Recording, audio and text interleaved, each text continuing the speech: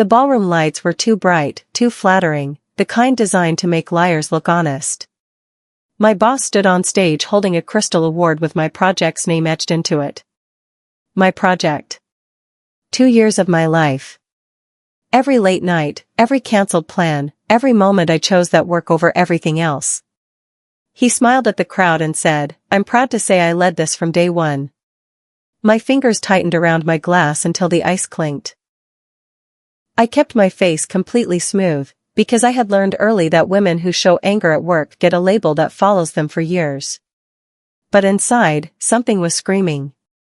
Then he added, almost casually, "And none of this would have been possible without my leadership approach." The crowd laughed warmly. I felt my cheeks burn like everyone in that room could see straight through me.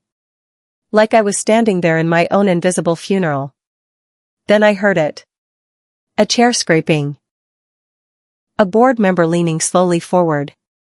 "Quick question," he said, his voice calm and precise. "On the migration phase, why did you choose the third protocol over the second?" My boss blinked. Once. Twice.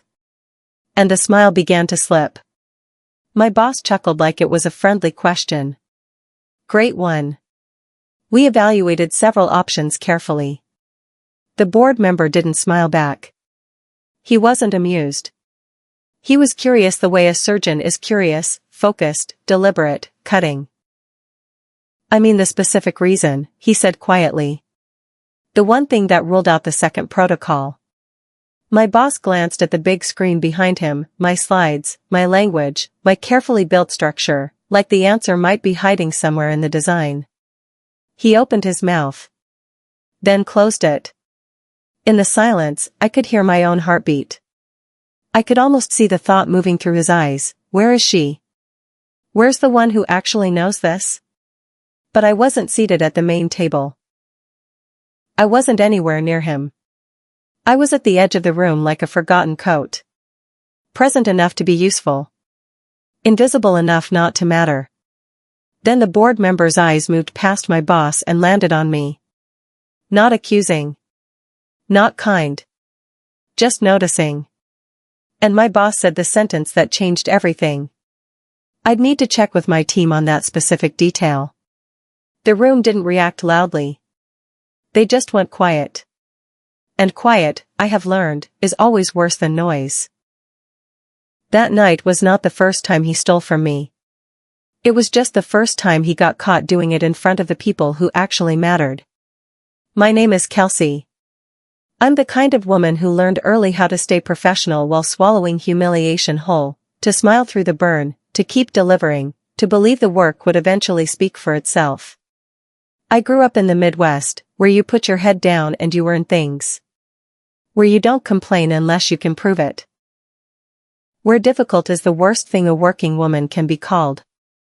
I believed all of that for a long time. I believed that if I was good enough, visible enough through my output, patient enough, someone in a position of power would eventually notice the gap between who was talking and who was actually building. After that night, I learned something sharper and harder. Work doesn't speak. People speak. And for 2 years, the wrong person had been speaking for me. Taking my words, my decisions, my thinking, and wearing them like a costume he was born in. That night in the ballroom was not my beginning. It was the end of something he built on top of me. 2 years earlier, the project was a mess.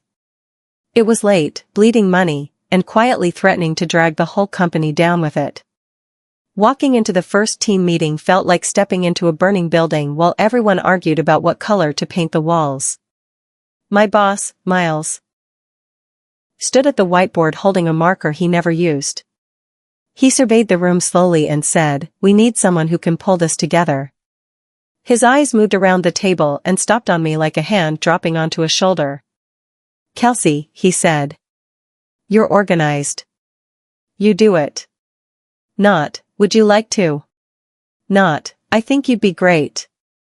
Just, you do it." I nodded. I was eager and hungry and still believed that effort was the language of advancement. After the meeting, Miles patted my shoulder lightly. Make me proud, he said, like I was a student and he was a coach who had selected me from the bench. I went back to my desk and opened a blank document. I typed the project title at the top and stared at it. I felt the pull of the challenge, the responsibility, the chance to prove something real. I did not yet understand that I was also walking into a trap. Miles had favorites. Not because they were smarter or worked harder.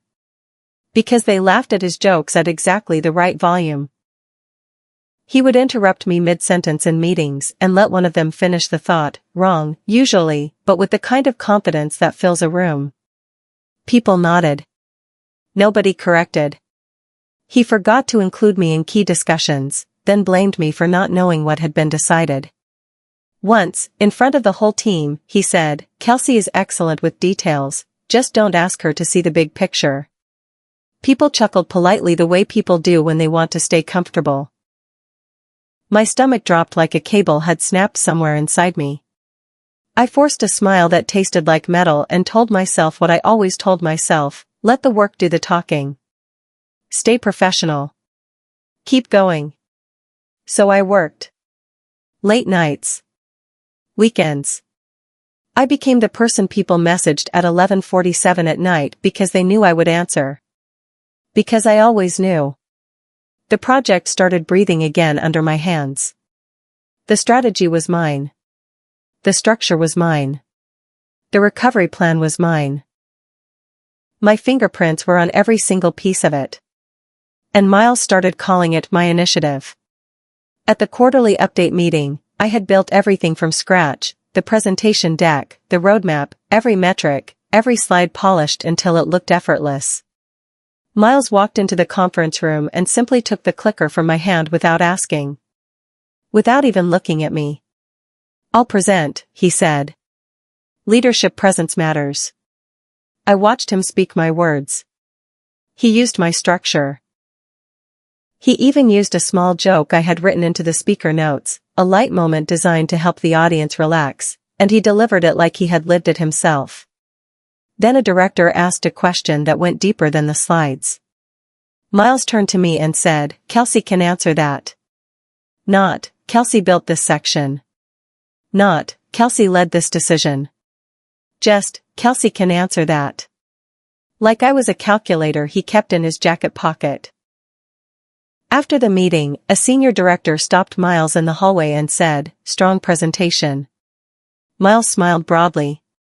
"Yeah, I've been driving it hard." I was standing 3 feet away, not invisible because I was hidden.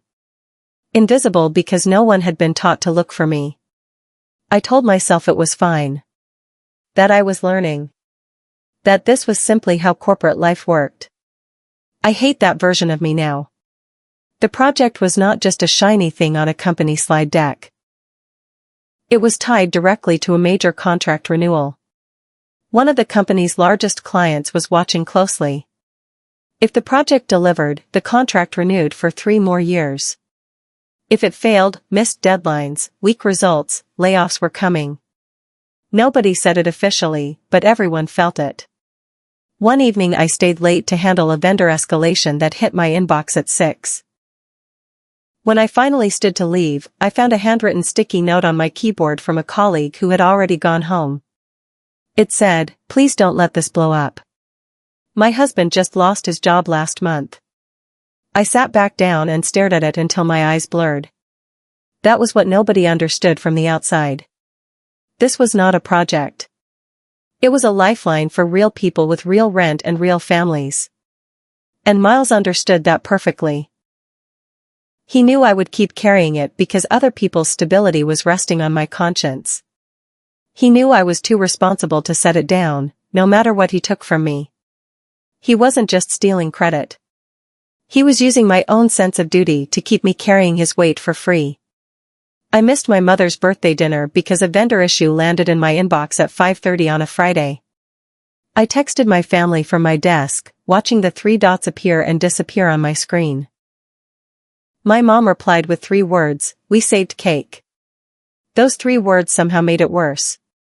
The next morning, Miles strolled in with a coffee and said, loud enough for nearby colleagues to hear, "Hope you enjoyed your little night off." Something in me went very cold. I looked up slowly. I was here until 1 in the morning. He smiled at me the way people smile at something they find gently amusing. See, he said. That's why you're so reliable. Reliable. Not talented. Not invaluable. Not a leader in her own right. Just reliable. Like a printer that never jams. That word sat on my chest and stayed there. I excused myself, walked to the restroom, locked the stall, and pressed both knuckles to my lips to stay completely silent. Then I washed my hands, checked my face, and walked back to my desk. I made a decision, not from rage, but from something colder and more focused. He was not going to keep owning my work for free. Not anymore. That same afternoon, I opened a private folder on my personal work drive and gave it the most boring name I could think of, Archive. Inside, I began saving everything. My original drafts before Miles rewrote his name into the header. Meeting notes with timestamps. Version history screenshots showing who created each file first. Emails where I proposed solutions before they appeared in Miles's presentations. Text messages where he asked me what to say before a meeting with leadership. I was not planning some dramatic confrontation. I was building a parachute.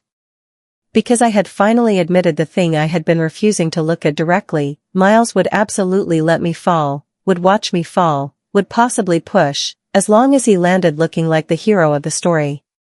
I kept my tone warm at work. I kept delivering at the same level. I smiled at the right moments and stayed later than anyone asked me to. And every night, quietly, I documented. Every theft captured. Every rewritten history preserved in its original form. It did not feel dramatic or dangerous. It felt like brushing my teeth. Daily, necessary, private. The strangest part was what happened to my sleep. For the first time in months, it improved. A month later, Miles called me into his office and closed the door behind me. He leaned back in his chair the way men lean back when they are practicing the feeling of power. Fingers laced. Chin slightly raised. Kelsey, he said, I feel like you've been distant lately. I kept my expression open. I've been focused on delivering. He smiled thinly. We're a team. I need you to trust me. Trust. From the man who collected my thinking like it was loose change and spent it as his own. He slid a document across the desk without ceremony. It was titled Project Leadership Update. His name sat at the top under Lead. My name appeared near the bottom under a heading that said Support Staff. My throat tightened. My hand stayed completely still. I'll review it, I said. Miles nodded slowly, with the satisfied look of a man who believed he had just successfully trained someone. I walked out holding the paper and looked at it once in the elevator. Support staff. He was not just taking credit anymore. He was trying to make the lie permanent. To press it into official documents where it would live long after anyone remembered the truth. The long game had formally begun. At the next leadership meeting, Miles introduced the project as my turnaround story. I watched my colleagues' eyes. I saw the tiny flickers, a quick glance toward me, then away, like they didn't want to be caught acknowledging what they clearly knew. Nobody spoke up. Not because they were cruel. Because everyone in that room had rent. Everyone had a performance review coming. Everyone understood the cost of being the one who says the thing out loud. I kept my face completely neutral and asked one question, calm and conversational. Should we update the stakeholder document to reflect who owns each deliverable? Miles laughed easily. Sure. We'll keep it clean and simple. Simple. Meaning, him at the top, everything else disappeared beneath it. After the meeting, a colleague named Priya paused beside my chair and said quietly, I'm sorry. I nodded once like it didn't affect me. But on the inside, I made myself a promise that I have kept every day since. I am going to win this in a way that does not require anyone else to risk anything for me. Because standing at a window waiting for someone to rescue you is just a slower way to drown. A new board liaison began attending our leadership updates. Her name was Marianne. She was older than everyone in the room and said less than anyone.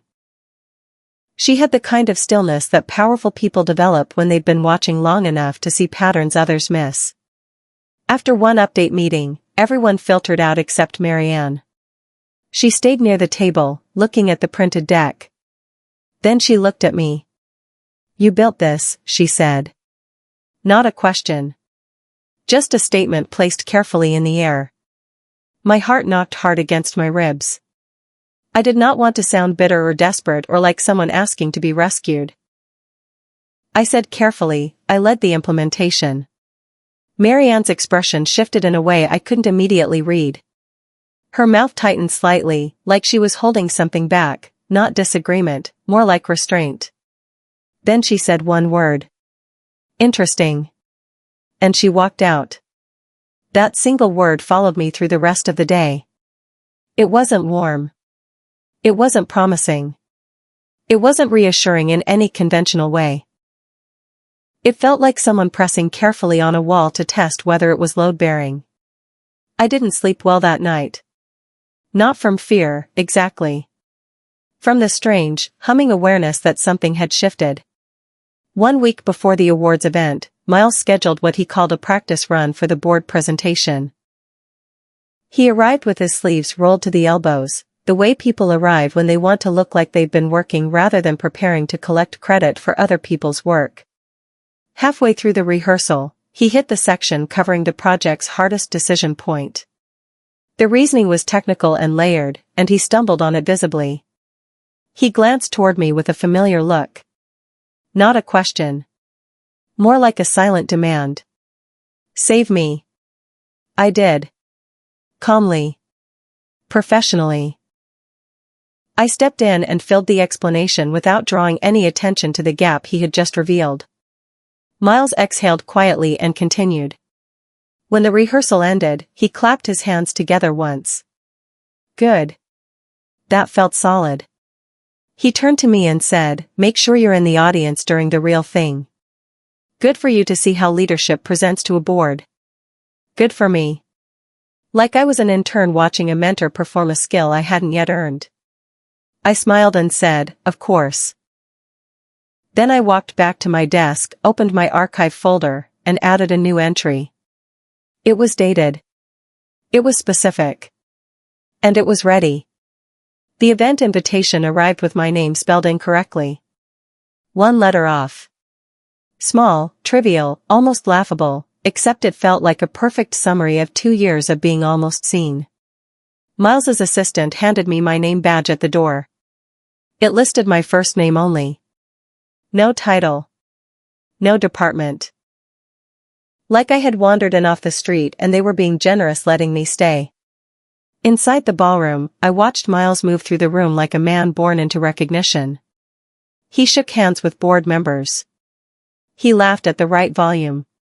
He told stories that were actually my late nights, my solved crises, my months of invisible rebuilding, and he told them like someone who had lived them.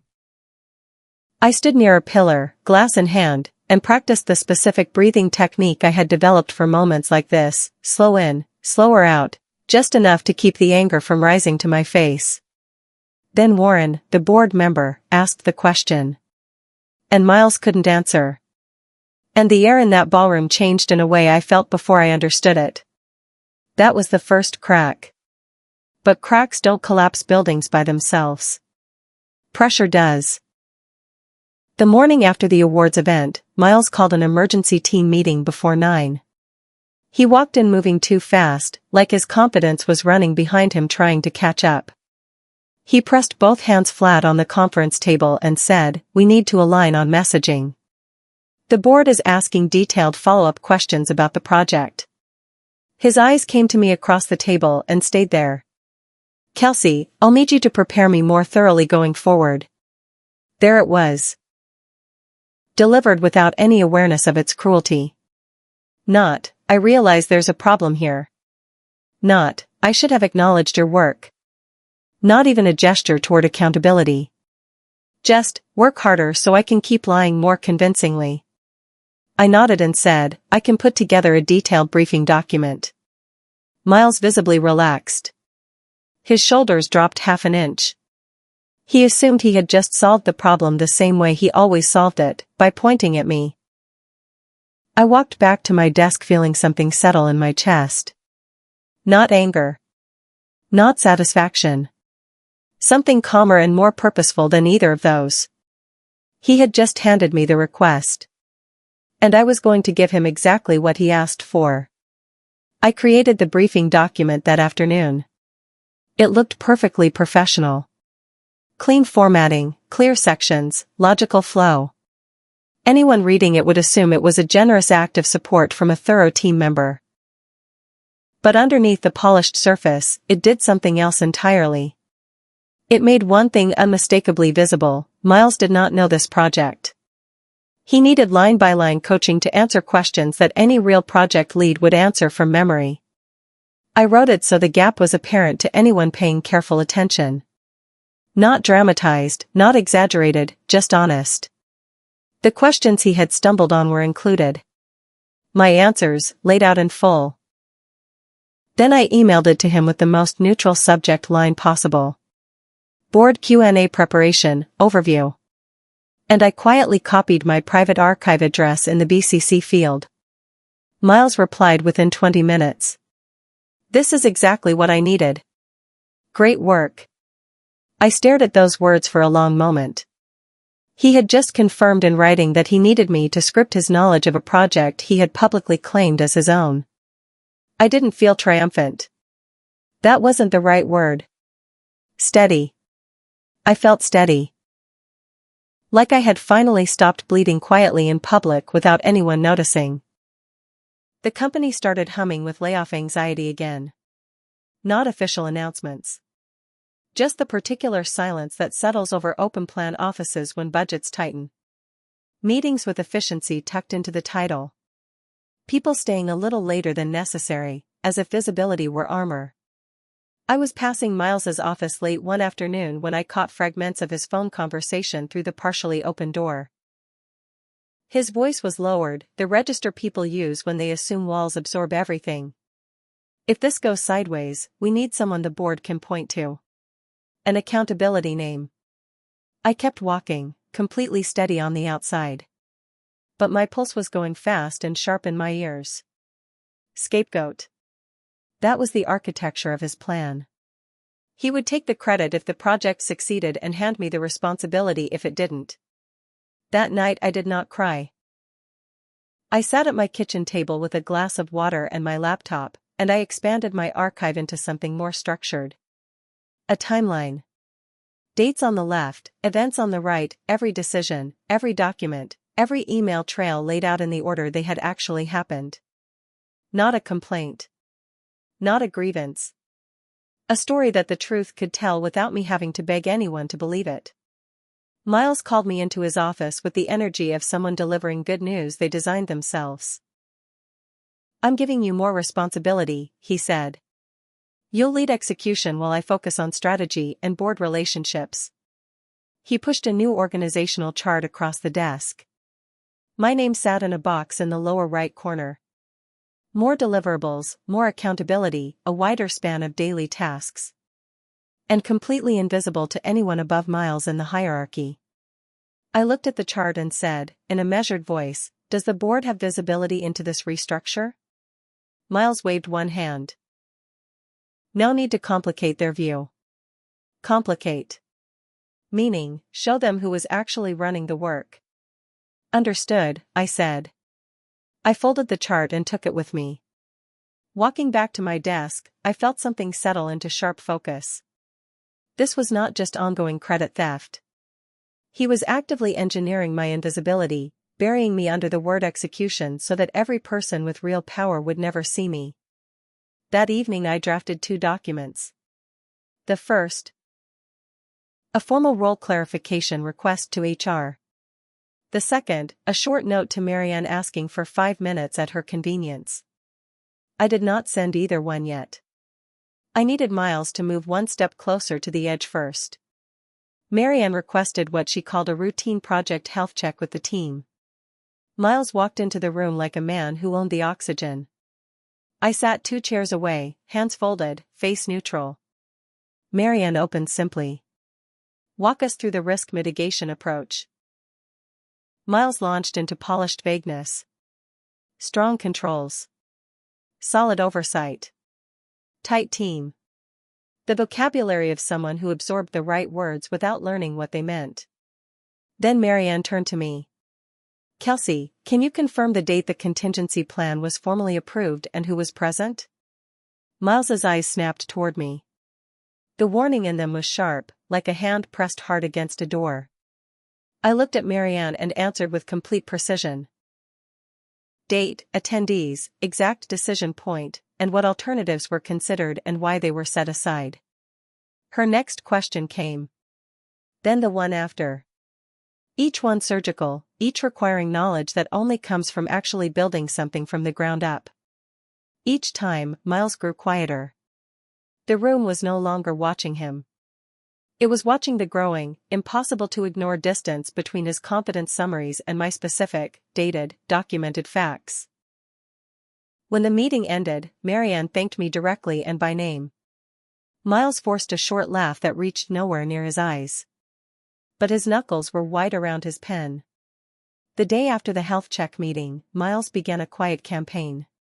He mentioned to a colleague that I seemed overwhelmed lately. He told someone else I struggled under pressure. He delivered these observations with the practiced concern of someone who knows how to poison a room without leaving fingerprints. I learned about it because 2 separate colleagues approached me on the same afternoon, both wearing identical apologetic expressions. Are you okay? They each asked. Miles mentioned, I thanked them warmly and said I was completely fine. Then I sent the role clarification request to HR, formal, factual, professional. No emotional language. Just a clean record of my responsibilities over 2 years, meeting notes, decision logs, and documented deliverables with original creation dates. No accusations. Just truth arranged in order. HR replied within the hour. Can we schedule time to discuss this? I confirmed the meeting with a single calm sentence. Later that afternoon, Miles walked past my desk without looking at me. But I noticed his jaw working in the way jaws move when someone is silently running through a problem that won't resolve. He was beginning to understand that the ground was no longer where he had left it. And that I was the one who had quietly moved it. 2 days after my HR meeting, a calendar invitation appeared in my inbox. The title read, Transition Planning. No agenda. Just Miles and HR representative Dana. I arrived having slept 8 solid hours. Miles opened with a generous smile. We've been discussing your workload. We think it might be best if Kelsey steps back from some visible project components. Dana looked at me directly. Is that what you'd want? I kept my voice level. What I'd want is for my contributions to be accurately reflected in the official record, and my role clearly defined. Miles leaned forward. We're trying to support you here. Support. From the person who had spent 2 years systematically erasing me. I turned to Dana. I can provide a complete documented timeline of my involvement and authorship if that would help. Miles's smile developed a small fault. Dana blinked. Authorship? She's being dramatic, Miles said, laughing one beat too quickly. I didn't argue.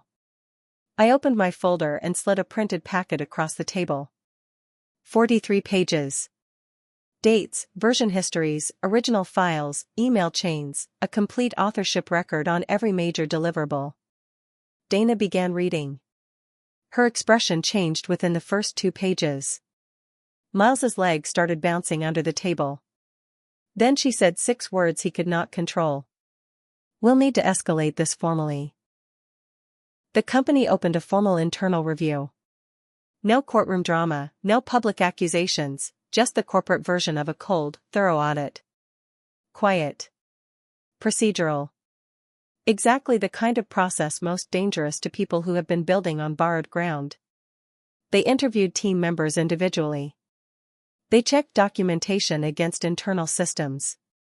They verified file creation timestamps and email records. Miles acted unbothered at first. But within days, he stopped being included in certain meetings. Gaps appeared in his calendar where there had previously been steady, important entries. He started appearing near my workspace at strange times. Standing too close, glancing at my screen, asking casual questions that weren't casual at all. One afternoon Marianne stopped at my desk. No assistant, no preamble. "Did you build the project end to end?" she asked. My throat tightened the way it does when the truth has been compressed for too long and suddenly has room. "Yes," I said. "I did." Marianne nodded once. Deliberate and definitive. "Thank you for not making this messy," she said quietly. "I wasn't trying to get revenge," I told her. She held my gaze. "I know," she said. "That's exactly why you'll win." She walked away. I sat with both hands under the desk so no one would see them shaking. The final review meeting was smaller and quieter than the awards night. No stage, no crowd. Just a conference room, 4 people, and a silence with weight. Warren was there, the board member from the ballroom, same calm eyes. Marianne sat beside him. Dana from HR sat across. Miles looked like he had not slept. His suit was correct but his face wasn't. Warren placed a single page on the table. "Miles, we have a problem." Miles attempted a smile. "I'm sure we can clear this up." Warren didn't blink. He asked a second question, simpler, almost gentle. "Why does the earliest version of the project plan list Kelsey as lead, with your name added to the header 4 months later?" Color drained from Miles's face so quickly it looked like a light going out. He opened his mouth. Nothing came out. He looked at me the way drowning people look at boats. I didn't move. I didn't need to. Marianne slid a document forward. Emails showing Miles asking me to script his answers to board questions. Miles spoke finally. "She was on my team." Warren nodded. "Yes. And you used her like a tool." "Then, we don't recognize that kind of leadership here." My eyes stung. Not from pain. From the shock of finally being seen. The outcome arrived without the drama I had spent 2 years imagining. No confrontation.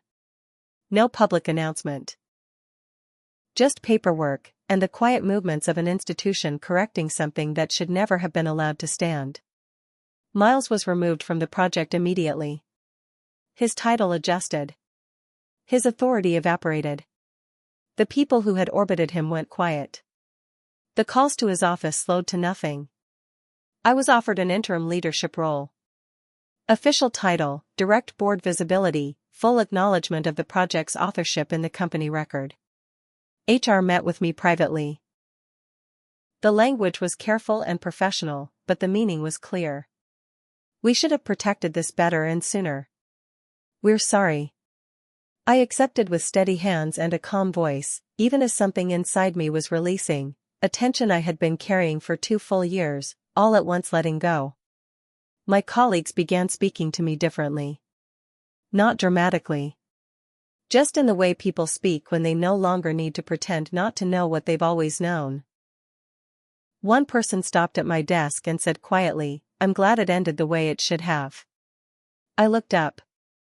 And for the first time in 2 years, I genuinely believed I belonged in the room I was sitting in. A month after the review, I made a decision that surprised everyone. I didn't stay.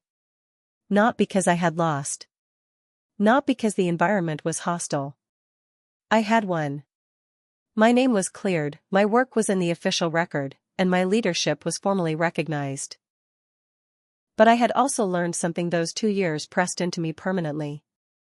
A workplace that allows one person to systematically erase another's contributions, for years, visibly, does not have a one-person problem. It has a culture problem. Culture problems don't disappear when the symptom is removed. They go quiet and find a new shape. I did not want to spend the next 2 years waiting for that shape. So I accepted a role somewhere else. A place that had reached out because of what I had actually built. I packed my desk on a Tuesday afternoon. No ceremony. No speech. No final message to Miles. Just me, my box, and the lobby doors reflecting someone I barely recognized, a woman walking out, shoulders level, nothing left to prove. I made one last promise on the way to the car. I will never again confuse loyalty with self-erasure. And I will never let someone else stand on stage and speak my work as though I wasn't the one who built it.